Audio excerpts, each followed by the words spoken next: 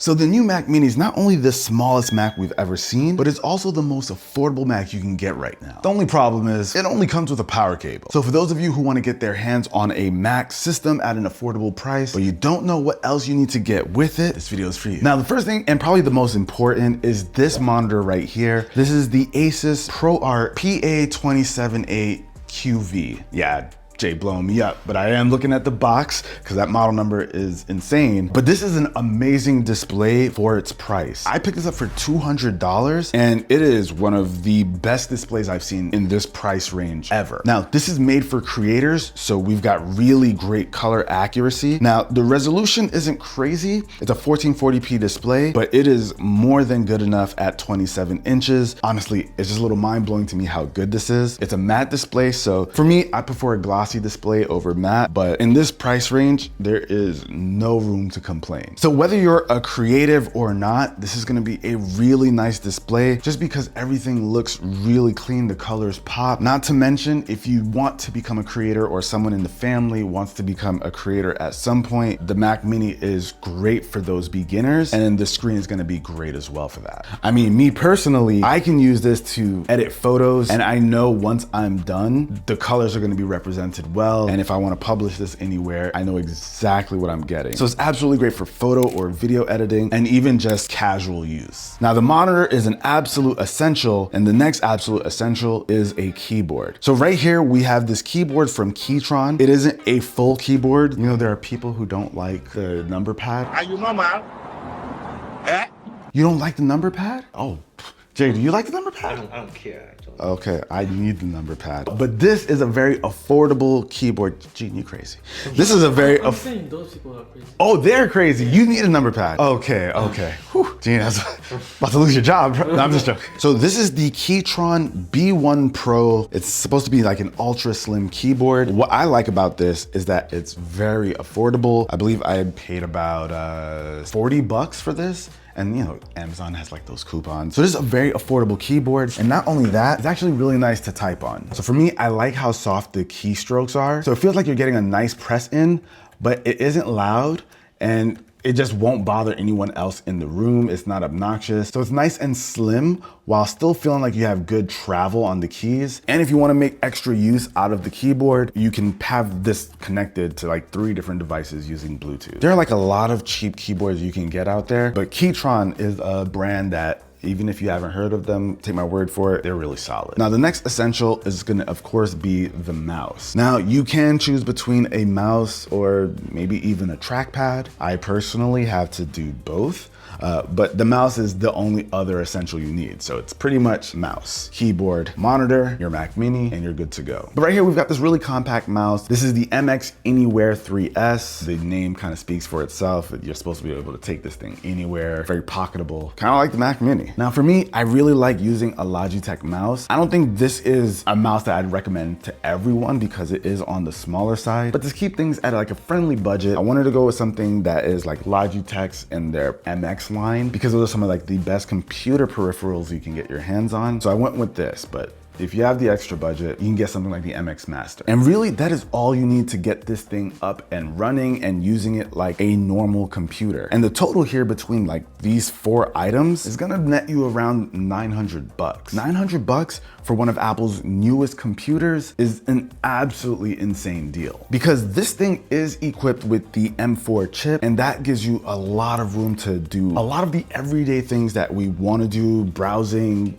word processing, but it has enough power to also let you get into the creative space, not on like the super professional end, but for beginners or people who just want to start taking up the hobby, this is going to be more than enough power. Now, just in case anyone's thinking M4, I can upgrade like my M1 Pro or my M1 Max, you got to remember that the upgrades are all like pretty linear. To put it simply, this is an upgrade from the M1, M2, and M3 chips, but if you're coming from something like the M1 Pro, you're gonna wanna look at M2 Pro, M3 Pro, and higher. All right, so now that we've gone over the essentials to actually use the Mac Mini, let's talk about some extra accessories that enhance the overall experience. Now, if you're on a budget and you pick up the base model, that's fine. I think for everyday users, unless you're storing a ton of photos and videos, if you plan on doing a lot of creative work, chances are you're gonna need a little bit more storage. And if you don't plan on moving this thing, I personally say grab an SSD. So right here, I have one of my favorite SSDs to recommend. That's the Samsung T7 Shield. Not only is this thing super durable, it's more than fast enough even if we wanted to do some video editing from it, but you can also get like about a terabyte of storage for a little bit over $100. It's a much better value to get something like this than upgrading the base model to 512 gigabytes of storage. Trust me, get one of these. So that's how you get a little bit of extra storage. But also I want to talk about these speakers. These are some Sanyon speakers. Listen, I found them on Amazon and they kind of surprised me with how good they are. And I like these because, you know, they've got like a pretty clean standard speaker look. But what's great about this is not only do they sound pretty decent, but you also get some controls on the side of it. So you can control your volume right here. So you can adjust it here, but you also have treble and bass control. So if you want maybe a little bit more thump while you're watching content or just doing anything on your computer, you can tweak it right off the speaker, which is not something you typically see. Not to mention, they just overall sound really solid for the price. I believe I paid a little less than $70 for these, and it's probably the best budget-friendly speaker that I've encountered so far. Honestly, with these, and the 3 essentials, I feel like you get the full package of what you'd want from a desktop computer. But this isn't just any desktop computer, it's a Mac. I'm not gonna lie, the trackpad plays a big role in the Mac operating system. So for me, my standard use is mouse in the right hand, trackpad in the left, and it is just a complete game changer to be able to navigate your screens with your left hand and do all of the clicking and whatever else you need with the right, especially for editing. I'm telling you guys, the trackpad is just a must. It makes getting around the system a lot faster, but it's not completely necessary. You can do all of that kind of stuff with just the mouse. As you get more and more familiar with the Mac operating system, that becomes really useful. But for the regular everyday folk, you're gonna be able to do everything you need to right with your mouse. And what's crazy is that this thing is the second most expensive thing in this setup, behind the monitor. Now, the last thing that you'd probably be missing with the Mac Mini is gonna be a webcam. Now, you can probably grab a cheap webcam online, but you're going to get some really cheap quality too. All right, hey guys, I'm just testing out the new webcam mic. But if you do happen to have an iPhone, you can just use this to act as your webcam and have really good quality to go with it. Now, to actually use it, it's just software based, so you can just kind of start it right away. But if you want to use it like your everyday webcam, chances are you're going to need something to mount it to the top of your monitor. So right here, I have a stand from Belkin. It uses MagSafe to get the iPhone right on top of my monitor. This Belkin one's like $50, but Amazon has a lot of cheap options as well. So once you get your iPhone up like this, it's on its mount, go to FaceTime, you hear that little chime, and boom. Now we have a built-in webcam. Well, not built-in, it's not built-in. Actually, we have a webcam with your iPhone. And not to mention, it just looks amazing. Like, this is really great quality. More people should use this.